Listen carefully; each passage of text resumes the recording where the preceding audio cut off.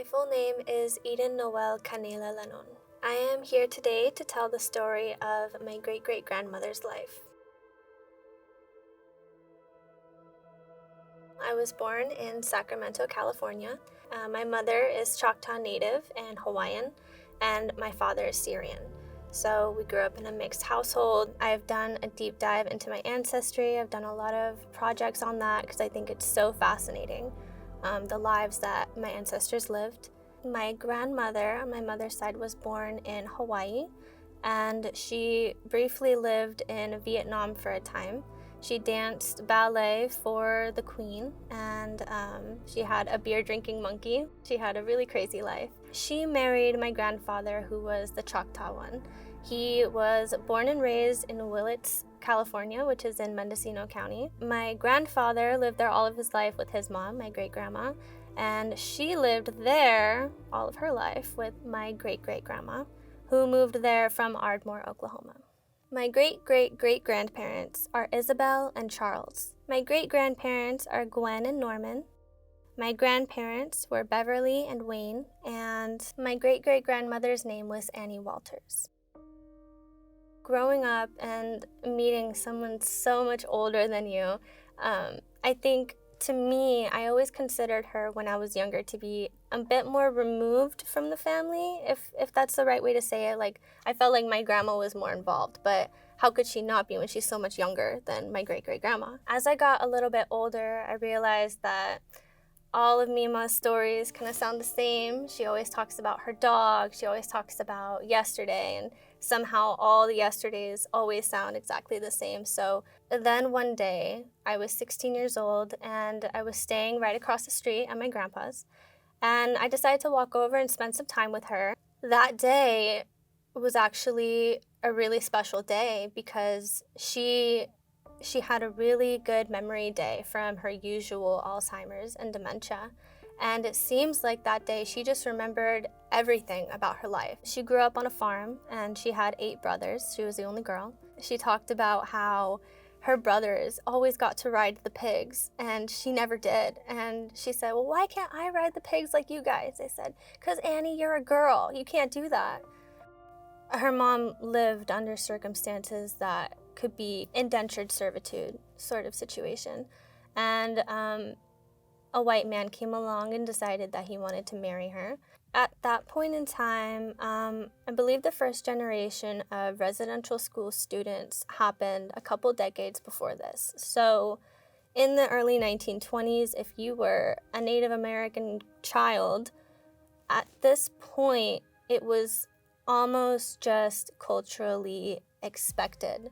And, you know, if you had fully Native parents, you might not go, but my great-great-grandma did not. She had a white father, and the white father did not want to live on the reservation with his wife or the children, so I can't imagine that her mother had any say in what was going to happen to her, so nobody really made a big fuss about it.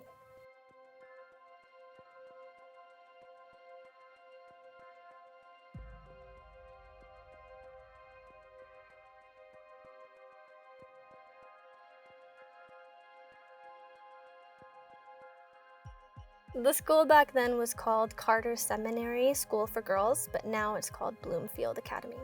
In the school, she told me that she took a couple classes. She told me that she took basic arithmetic and that she took a sewing class and a cooking class. It was the job of all the students, all the girls, to upkeep the grounds. So every manual labor job that needed to be done was the job of all the girls. The dishes, the cleaning, scrubbing floors, dusting, making beds, laundry, cooking, if there was gardening to be done, pulling weeds. I mean, the list really never ended. I think most of the day was spent performing manual labor. When I asked her, because when I heard this at 16, I was so outraged, you know. I was like, and you didn't see anything wrong with that? Like, why did they make you do that? Why would you do that? And she was like, well, we had to. That's what we did. But yeah, everything that needed to be done at the school was the job of the students and the girls. Very young girls. There's a picture of the school online, and you can see how young all of these girls were, and it's like none of them are older than 15. One thing Annie did tell me about her time in the school was that while she was there, she started seeking out the company of men much more frequently. So she was going to parties and spending time with boys, and I think that was an understandable escape for the predicament that she found herself in her young age at that time. And she did get pregnant and had to leave the school at age 15. So that concluded her time there and segued into her time as a mother. It was around that time that she made her way over to California on a horse and a buggy. And from there, her and her husband built a very small shack. She spent all of her time in that shack canning vegetables and watching the kids while her husband built another house right next to the shack. To look at the timeline of her life, it looked like everything really changed for her in a very dramatic way, very fast. That day that I got to spend all that time with her, it humanized her to me. She grew into her old age thinking that that was normal and that that was okay and that there was nothing wrong with that at all. And that's the biggest thing for me, that she never knew the injustice that she went through. Annie never wanted to talk about the school. Annie didn't want to talk about what happened there or why she went there or what happened or any of that. So finding all that out, so long after the fact, it's just like, she knew she didn't feel okay with it. She didn't feel good about the experience, but she never spoke about it. And she never knew that other people would understand that it was wrong.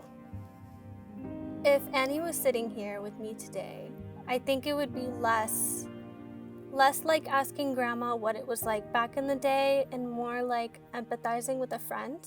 I would want to tell her about my life and how the fact that she went through that made my life today here possible. She deserved better. Their house was out in the valley. So in Willits, California, there's a town, and then there's the outskirts, the valley, the mountains, the plots, the farms, and she lived way out there. She never, ever learned how to drive. My great-grandma's name is Gwen. Annie depended very heavily on Gwen for rides, for doctor's appointments, for anything she needed. If she was going to a family event, she's counting on her daughter to take her there. And then she stayed in that town all her life and gave birth to my grandfather, who grew up to be the mayor. I called him Papa. He was a very popular construction man in his town. He had a wait list of years long, people wanting him to build their houses, build their bathrooms. He would go over to Annie's house every morning and prune the flowers in her yard and take care of her yard for her. He took care of his whole family. That isn't to say that he was perfect, because he wasn't. He had a lot of trauma, a lot of issues. He would get physically abusive with his families. It's kind of hard to talk about because I have so much respect for that side of my family, for everything that they have gone through. But it is also so easy to see the cycle spinning, the wheels of generational trauma on that side. I think it honestly started with Annie's mom, Isabel, marrying Charles, and probably how that household dynamic went, and then how Annie went and chose her partners for life was kind of similar to her dad's. And that happened with Gwen and her partner. He had the same struggles and challenges with violence and whatnot.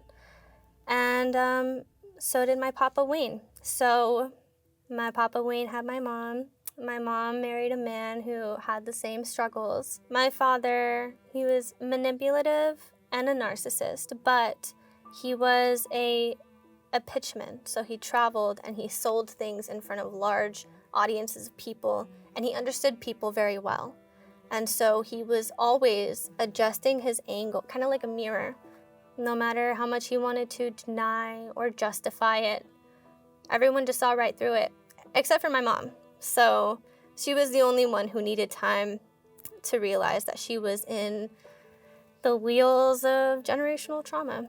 My father didn't feel, I guess, that he was getting enough attention or something, because he started calling over all of our closest family and friends and making obscene threats, like threats that he was going to harm himself. So they would come over and drop everything. And I learned when I was older that these threats were calculated, because he was making these threats to people who had lost people to suicide before. And once this started happening more frequently, she started asking him to leave the house. My mom started to realize that she was carrying a lot of these generational curses. She started realizing the manipulation as I started pointing it out to her. And I think there's something about having your daughter point out that you're being manipulated and abused that really makes it hit home. My father wanted to make a power play almost, and he said that he was done and he could go do better. So him and my mom decided to divorce, and then he changed his mind and he came crawling back and asking for her to take him back, and she was done. She saw the things that she didn't like about her father and my dad. And I saw them too. And she moved to Washington from Sacramento after their divorce. There was time when I didn't really see or talk to my mother. And when I went to Washington to go visit her for the first time, I distinctly remember telling her that it was like meeting a new mom who was caring and wanted to be involved and just being very empathetic and was so out of her head and in the world. It was beautiful, and I needed that. I needed my heart cared for. And when I arrived, that was exactly what I came and I found. And probably the last thing I expected to find, considering who I had known her to be my whole life. But I didn't realize that that wasn't her. That was her in a marriage. That wasn't her as a person. She did break the generational cycle. She found my stepfather, and he is the most kind man, but it wasn't without a lot of work that it took for her to, even to this day, to recognize that she deserves that kind of love. On my mom's side, those people have mastered the art of perseverance. To know that somebody else went through this and made it out and succeeded, and much less somebody so close to me, my own blood, it has given me a lot of courage to face the things in life that can be really scary. At times, when I'm going through something major in life, I'll call my mom and she'll tell me about, something big that my grandma went through, or that she went through, or that my grandma went through while she was a kid and she watched. And it makes me feel less alone. It makes me feel pride in the power of my ancestors. It makes me feel powerful knowing that I came directly from them. And I think about my ancestors every day. It's a big part of my life that I don't really talk about that much, but I always think about where I came from, and it makes me feel like I'm not alone and that I'm connected to something much more bigger than I am, trauma included.